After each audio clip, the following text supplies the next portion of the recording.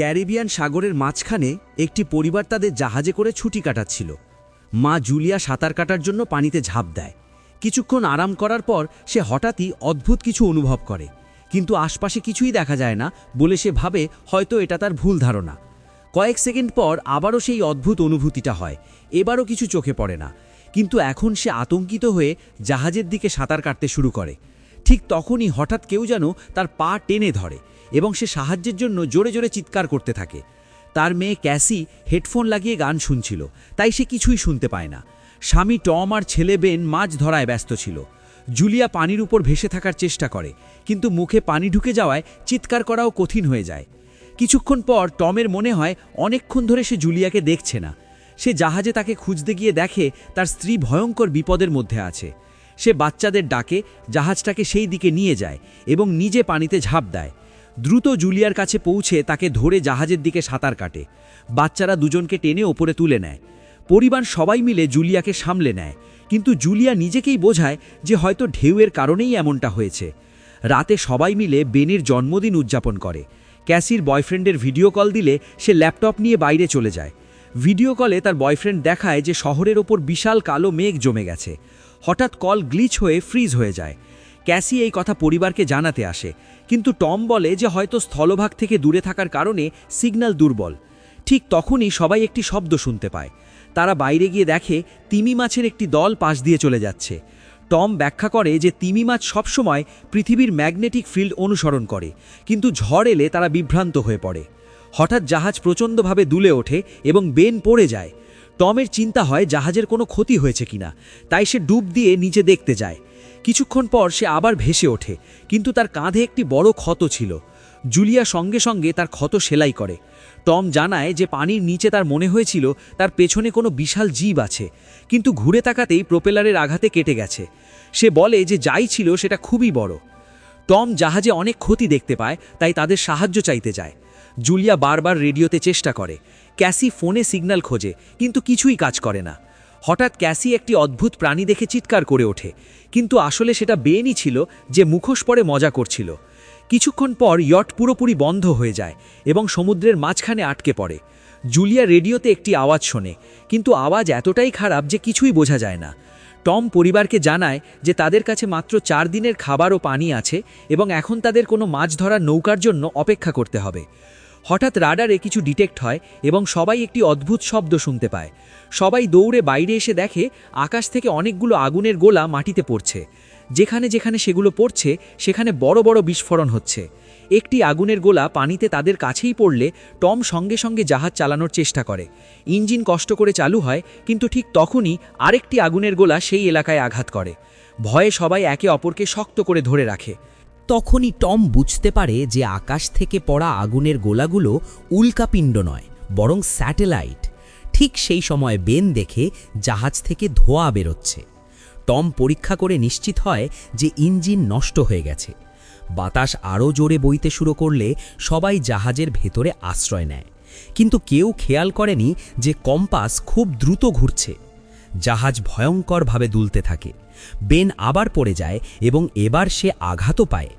ঢেউ প্রবল বেগে জাহাজের গায়ে আছড়ে পড়তে থাকে। টম কষ্ট করে বাইরে গিয়ে লাইফ জ্যাকেট নিয়ে আসে। হঠাৎ বিদ্যুৎ চলে যায়। টম সঙ্গে সঙ্গে পাওয়ার বক্সের বাটন চাপলে আবার আলো জ্বলে ওঠে। তখন বেন লক্ষ্য করে যে জুলিয়ার নাক দিয়ে রক্ত পড়ছে। জুলিয়ার মাথা ঘুরতে শুরু করে আর ক্যাসি সিঙ্কের কাছে গিয়ে বমি করে।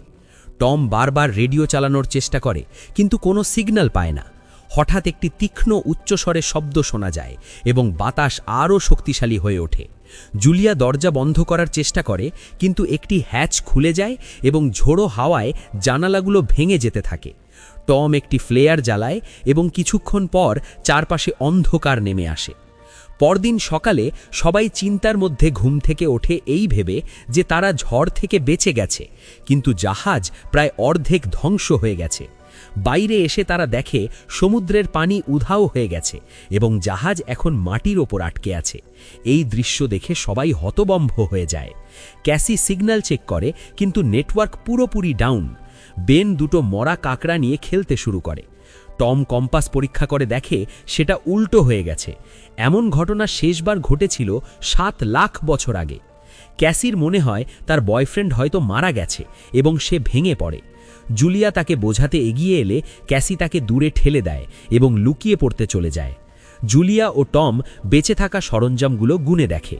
বেন তার জন্মদিনের নীল বেলুনটি একটি পাথরের সঙ্গে বেঁধে দেয়, এই আশায় যে হয়তো কোনো জীবিত মানুষ তা দেখে ফেলবে। টম আবার রেডিও চালানোর চেষ্টা করে এবং এবার এক ব্যক্তির সঙ্গে যোগাযোগ হয়ে যায়। তার নাম নাও।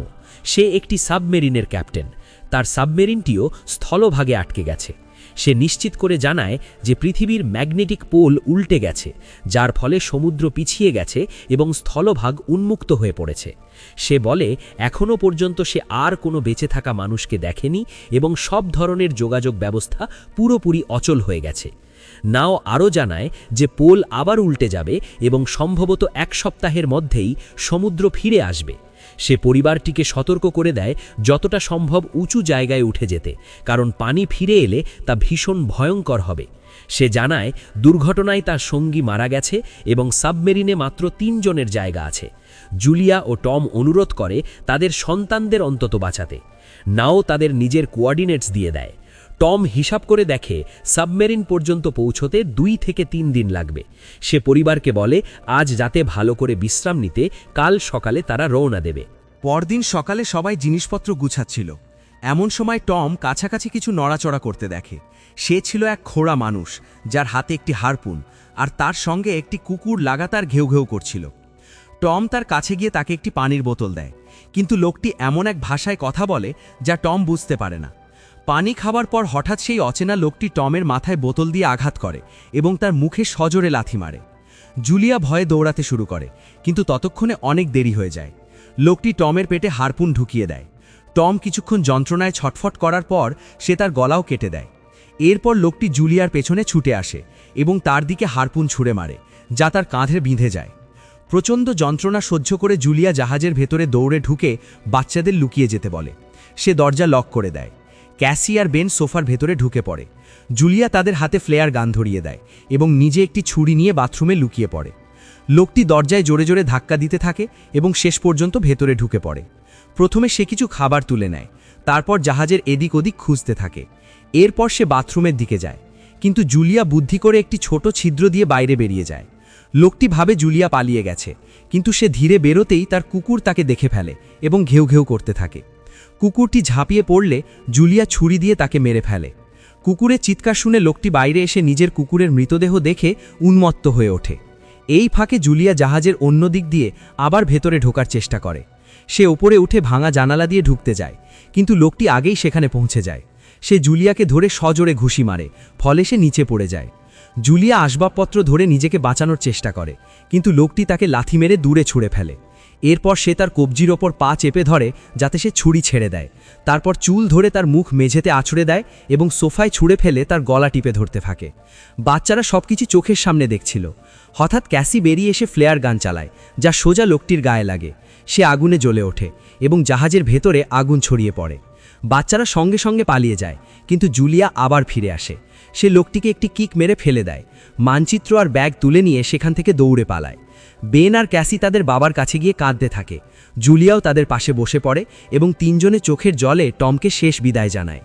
ঠিক তখনই সেই ভয়ঙ্কর লোকটি আবার জাহাজ থেকে বেরিয়ে আসে, ফলে সবাই আবার দৌড়াতে শুরু করে। কিছুক্ষণের মধ্যেই জাহাজটি এক প্রচণ্ড বিস্ফোরণে উড়ে যায়।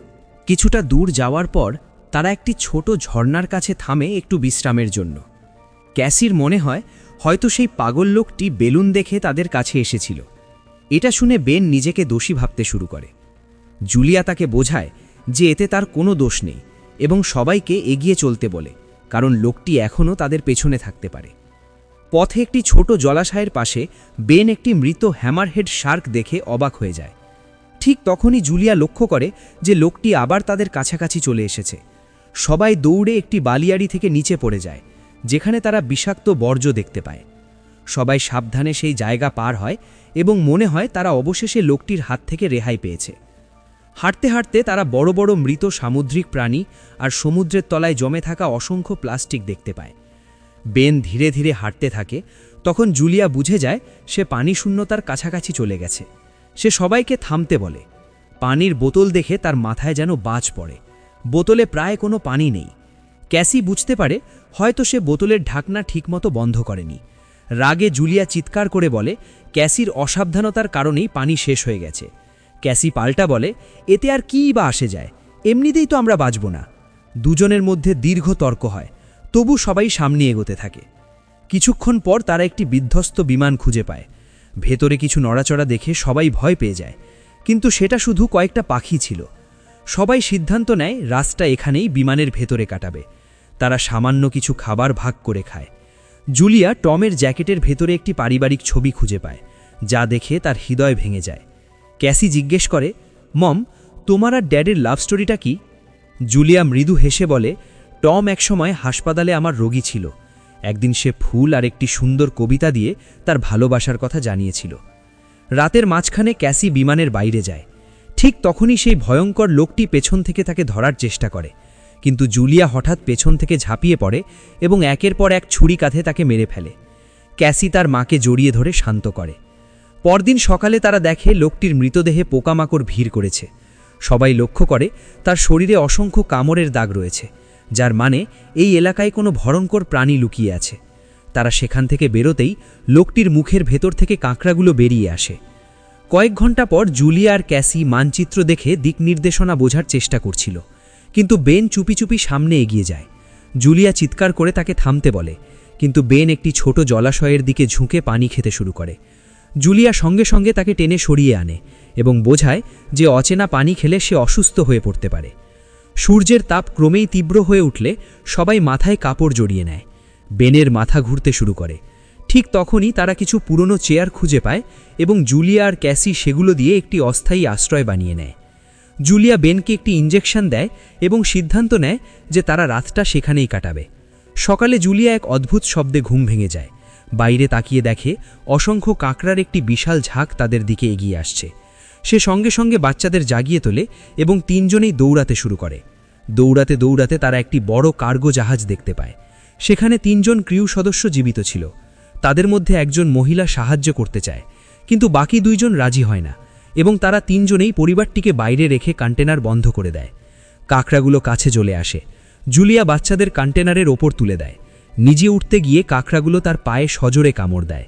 বাচ্চারা তাকে টেনে ওপরে তোলে, না হলে সে নিচে পড়ে যেত। কন্টেনারের একটি ফাঁক দিয়ে অর্ধেক কাঁকড়া ভেতরে ঢুকে পড়ে। ক্রু সদস্যরা গুলি চালাতে শুরু করে, কিন্তু কাঁকড়াগুলো তাদের ওপর ঝাঁপিয়ে পড়ে এবং দুজনকে মেরে ফেলে। শেষ মানুষটি ছাদের ফাঁক পর্যন্ত পৌঁছালেও কাঁকড়াগুলো তাকেও টেনে নিচে নামায় এবং সেও মারা যায়। জুলিয়া নিজের ক্ষতে ব্যান্ডেজ বেঁধে অজ্ঞান হয়ে যায়। কিছুক্ষণ পর জ্ঞান ফিরলে সে নিজেকে বালির ঝড়ের মাঝে একা পায়। আতঙ্কে সে বাচ্চাদের খুঁজতে থাকে। সে এক মৃত মহিলার অস্ত্র তুলে নিয়ে জোরে জোরে চিৎকার করতে থাকে। তার চিৎকার শুনে ক্যাসি ফিরে আসে এবং জানায় যে সে আর বেন সাহায্য খুঁজতে গিয়েছিল, কিন্তু কাউকেই পায়নি।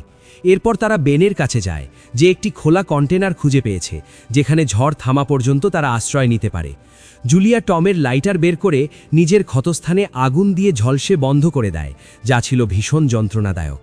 ঝড় থামার পর তারা আরেকটি কন্টেনার পায়, যেখানে প্রচুর পানির বোতল ছিল। মৃতদেহগুলো তল্লাশি করে তারা একটি রেডিও আর একটি বন্দুকও খুঁজে পায়। জুলিয়া রেডিওতে নাওয়ের সঙ্গে যোগাযোগ করে এবং জানায় যে মানচিত্র হারিয়ে গেছে। নাও বলে তাদের ওপর আর্থ্রোপডরা হামলা করেছিল। এগুলো বিবর্তিত জীব, যারা অতিরিক্ত অক্সিজেনের প্রভাবে সম্পূর্ণ উন্মাদ হয়ে গেছে।